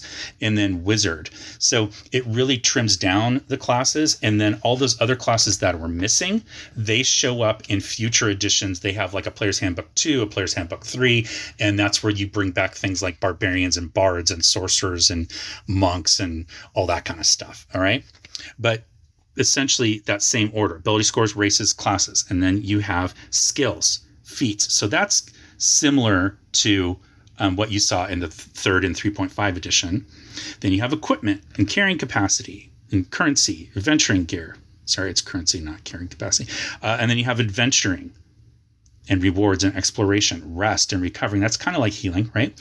And then combat and how combat works. Okay, so again, combat's going to be in here as far as how to use it, how to run a combat, and the kind of actions that you can take. There's your healing, death and dying. Then you have rituals, which is a new mechanic for this particular game. And then you have playtester credits, kind of cool, and then index and a character sheet. So again, broadly, very, very similar to what we're seeing, even though mechanically it's just handled very differently. So I bet a lot of you haven't seen the 4th edition book before, because a lot of people just hate this version of the game, and like quite vehemently. So, and a lot of people might have avoided it because they heard so many negative things. It's not bad. I had fun the times that I played it. I only played it like maybe 2 or 3 times tops, as one shots. So not as a campaign kind of thing, but my most favorite time playing this particular version of the game, this is a funny story. So it was for a one shot, and I showed up to play, and the DM handed me a character sheet, and on the character sheet it said, "You are the right head of a pygmy Etten." That was my race, and my class was Warlord. And I was like, what is going on? Like, I started laughing. I'd never seen anything like that. And he gave me some background that told me what I thought about all the other players in the group, like their characters and stuff. And it talked about how much I disliked my left head. I was always arguing with it and stuff. And the entire time I was reading that, I thought that the DM was going to play the left head as an NPC, because how else would you do it, right? No, he had assigned the left head of the Etten to another player who was a fighter and had the same physical stats that I had. Strength, constitution, dexterity were all the same, but our mental stats, so intelligence, wisdom, and charisma, were all different. And I was the smart one with my intelligence of 10, and he was the dumb one with his intelligence of 6. And I was a warlord. Well, and the reason why this works, so we had to split our movement. So movement in here isn't handled in feet, it's handled in squares. So you could move 6 squares. And so I could move 3 and he could move 3. And that was the only thing that I think that we had to split. We were high enough level that we had multiple attacks. And that was the only way that this would have worked. And so I think I got an attack or an action, and he got an attack or an action. And so because the way that this game is built, the entire kind of construct of the mechanics of how this game is put together is that you have all these different powers. And you have at-will powers, and you have encounter powers, and you have daily powers. And they're called different things for different classes, but they're all powers. And mechanically, they actually operate very, very similarly to spells, which is a complaint that a lot of people make about this edition of the game, is that the character classes start to look very, very much the same, because every class has the same number of powers of different levels, and like they have the same number of, at will, encounter, utility, and daily powers. So a fighter has just as many powers as a wizard. The wizards are called spells, and the fighters are called exploits. But they kind of work like spells. It's just they're very, very combat focused. So, but this DM who put this together did it in such a way that he gave me this warlord, and some of the warlord powers were designed that like I could physically intimidate other people to basically order them to do the thing I wanted them to do. And if I succeeded on that, then they had to do the thing. And so the way that he set it up was that I had that power, and I would use it on the left head to like make him do what I wanted him to do. When he took his attack, so that he wasn't necessarily thinking independently, but then the player would kind of screw it up on purpose because of the low intelligence that he had. I would say like, go right over here and hit this guy, and he would go left just to kind of like, screw with me a little bit. And we just couldn't stop laughing. It was great for a one shot because the powers were designed like these exploits or whatever you want to call them, like these class powers. The way that the DM put it together was that kind of that mixing and matching that, again, like you do in a game of Magic, where you combine these different things to do some really cool stuff. And this game was great for doing that. I had fun as doing it one time. That is not a character I would have wanted to play long term. It was good for the one time. I don't do a lot of joke style games, and I don't enjoy the process of trying to figure out how to mix and match powers so that I can do cool stuff. I'm more into like the lore and the background of my character, background coming from like what my character does, and then figuring out what those actions mean as far as like who he is or who she is or like whatever, right? So, yeah, but that was this edition of the game. Okay, and then you get to, of course, 5th edition. This was an attempt to get away from this, even away from the bloat that had happened in this, and get back to something that was closer to this. Now, again, I've mentioned before, you might not think it succeeded in that, but that was a huge design goal of this particular edition. All right, so let's look at the introduction here, what we have, the table of contents. So again, we have using this book, how to play, adventures, all stuff that we've seen in other players' handbooks, step-by-step creation. Now, what's different here, this is going to do the order a little bit differently. Races are going to come first, then classes, then your personality and background, which is a big part of 5e, that background, okay, and then your equipment, and then your customization options, which include feats if you want to do that, and multi-classing. Then you get to ability scores in a whole new part. Part 2, that's where your ability scores are. Then adventuring, then combat, and how to do that. Then part 3, spellcasting and spells, and then your appendices. So this is, again, going to the appendix. Conditions, gods of the multiverse. So we're covering some of that, multiplanar travel. The planes of existence. So that was something that was in the 1st edition one that's been missing from every other player's handbook until here.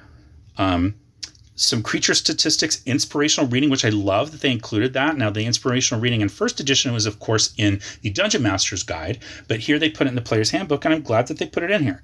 And then you have an index and a character sheet. So broadly speaking, again, I mean, even something like putting the planes of existence in here, I think is a nod to old schoolers and bringing things back to kind of like the way that the game used to be run.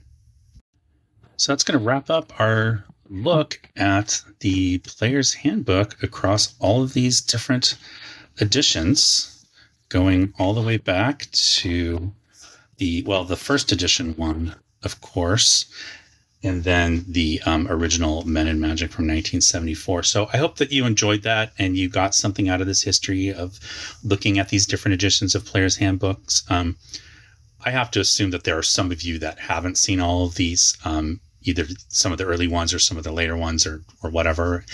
And just kind of comparing, like, again, sort of the philosophy of what do players need to know in order to play this game. That was really kind of what I was trying to put forward here. And it's been pretty consistent. Again, combat tables being a pretty major exception, combat tables, saving throws, things like that. So again, I hope that you were able to get something out of this. I would love to know what your favorite Player's Handbook is. There's a revised version of this with a different cover, but the contents are the same. A Jeff Easley cover that I don't have.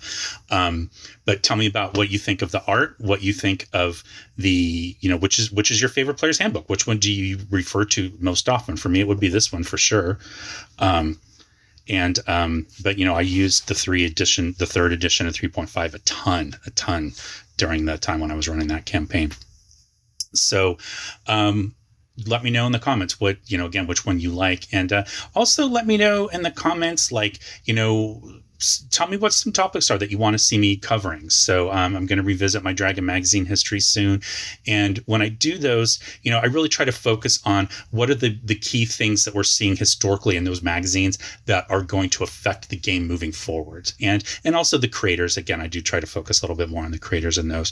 But let me know if you want me to do a deeper dive into any of these particular books. So I know there's a huge portion of you. It's not quite half. It's slightly less than half. But I think, I asked if I should get the new 2024 Players Handbook and do a review of it. And it was slightly more than half that said yes, and slightly less than half that were like vehemently like, I will not watch that video. And I'll be honest, I haven't made up my mind yet. So, right now I'm trying to, again, be a little careful with my money, and I'm not sure I want to buy the rule book knowing that I'm not going to play that edition. So I'm running BX for my daughter, and I play Savage Worlds when someone else runs. So I most likely won't play the new edition of the game. If someone else ran it, I would totally play it. I don't see myself running it. And I don't have anybody banging down my door to run me through, the new edition of the game. So I'm kind of toying with the idea that I won't get it, which means I wouldn't obviously be able to cover it here on the channel. But if there's any of these other ones that you want me to do a deeper dive on, I would be happy to do that. So definitely let me know. I did get into a little bit of the discussion of like sort of the mechanics and the design philosophies between these different editions. But if that's something that you want more of, like you want more details on what really makes this different from this, and how is this a huge departure, and like, that kind of thing. And like the mechanics, I can go into that. So again, let me know in the comments. And then while you're down there, find places to join me on social media, Facebook, Twitter, Instagram, all that good stuff. And you can find, content on my blog, which is linked down there.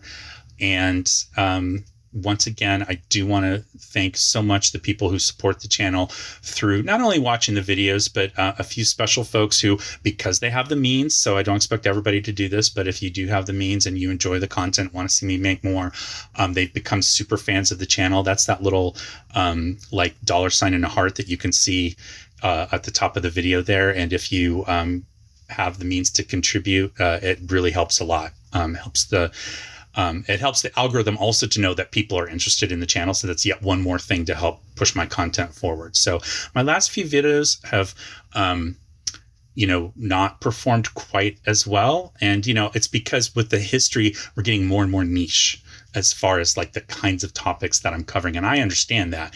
And I knew that that was going to happen. But what I would love is for you to share these with other people and maybe bring them into the channel. They can watch some of the other videos and then get to these more niche ones later. So I would appreciate your support with that. And that's going to be it to wrap up this particular video. So thank you so very much for watching. Stay safe, happy gaming, and I'll talk to you next time. All right, now for the bonus content. What I was drinking, what I was listening to when I made my notes for this particular video. So this was kind of a special little treat for me. My wife and daughter have been out of town for a few days. My wife took her to my daughter to Lollapalooza. That was her birthday gift that we bought the tickets for a long time ago before I knew all this stuff was going on with my agency business. But, that was the only thing that we gave her for her birthday. And so we wanted her to have that special experience. So I didn't go. I stayed home. And I remember that I had this. I found this. So I barrel-aged this way back in the spring of 2018. This is a barrel-aged white Negroni.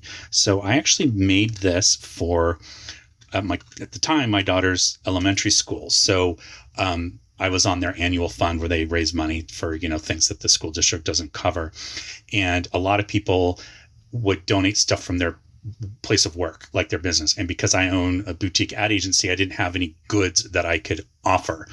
And so what I started doing was making specialty cocktails and then bottling them and auctioning them off as being like, this is the only place that you can get this, right? And so the fact that this was barrel aged is kind of what made it unique. And so I had two of these. And so, two like little tiny swing top bottles.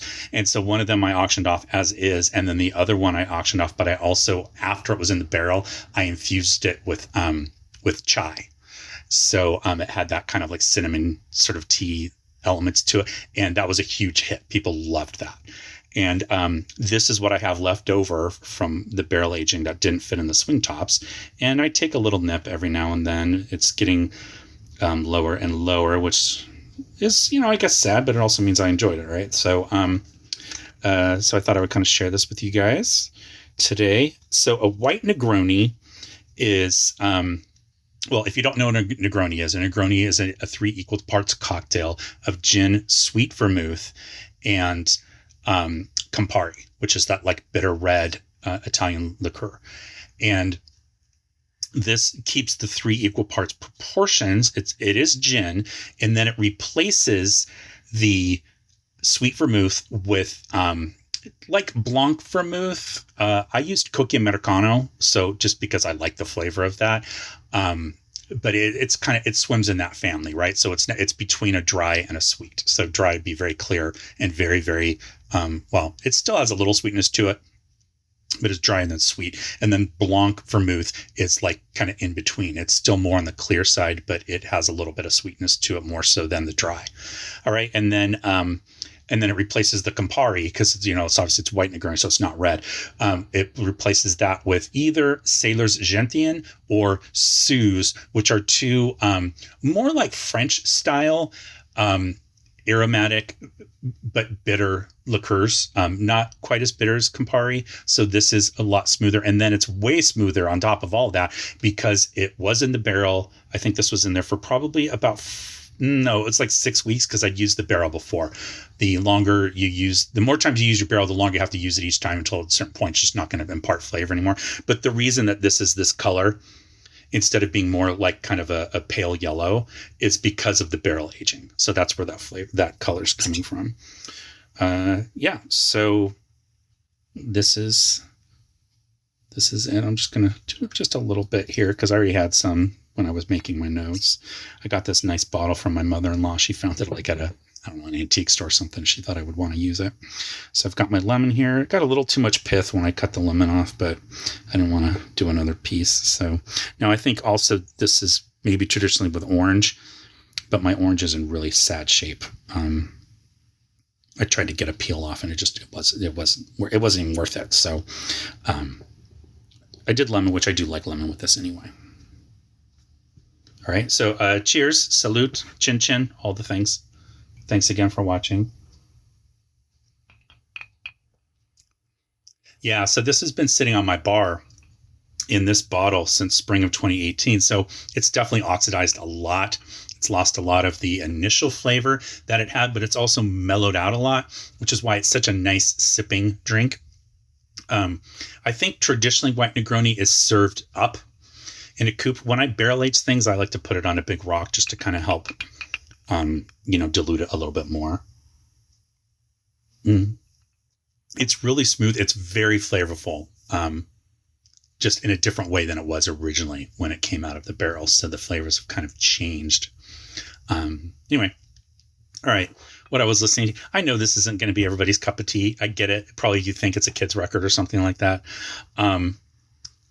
So my parents collected the Vince Guaraldi albums of his Peanuts albums when I was a kid. So I grew up listening to like the Vince Guaraldi Christmas, Charlie Brown Christmas by Vince Guaraldi. So if you're a Gen Xer like me, you couldn't escape those specials when you were a kid. They were just on all the time, right?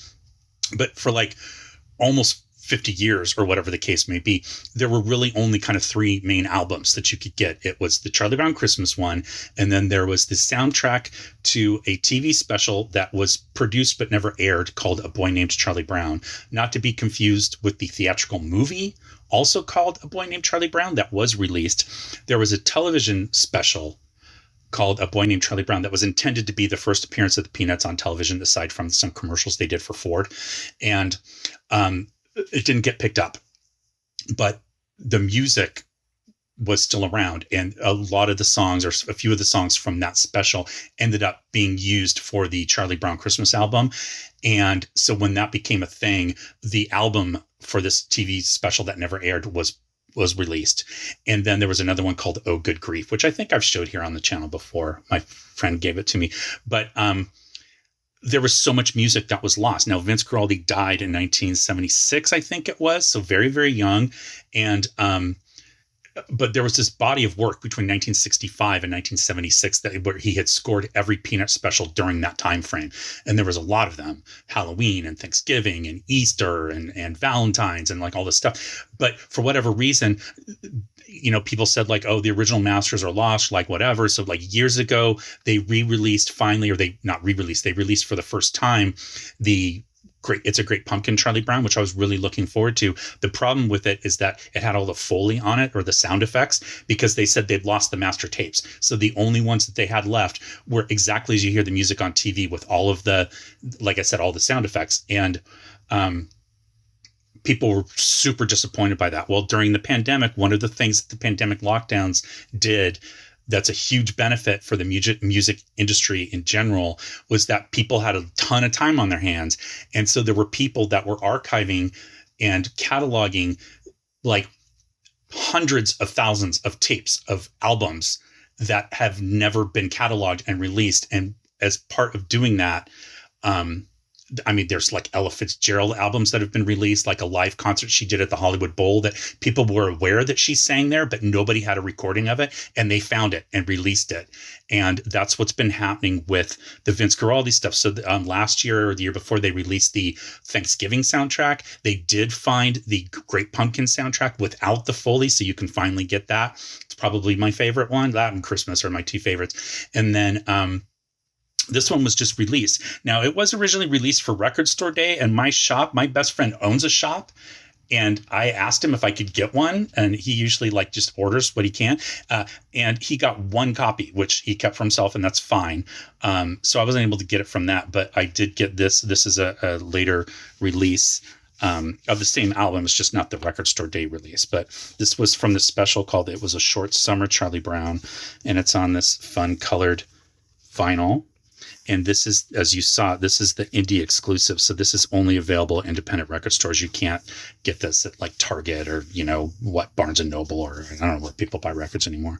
And then it has this fun little thing of liner notes in here where it talks all about like the special itself and then the music. And then Derek Bang is kind of like, he's like the authority on Vince Guaraldi and the Vince Guaraldi music from all the Charlie Brown specials. I've been following his writing work for probably over 20 years. So that, some of the call sheets and things like that for this album. So, here's the thing. This music just makes me happy. You put on Charlie Brown music and it just puts me in a good mood.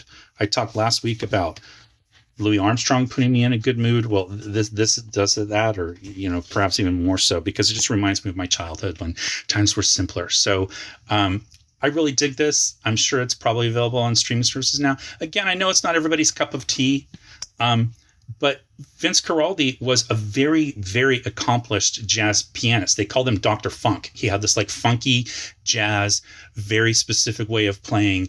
And that's partly why these albums are so popular. This music and these TV shows, specials even, were so popular. Part of it was the music. And he had a long and history career outside of doing the Peanuts music.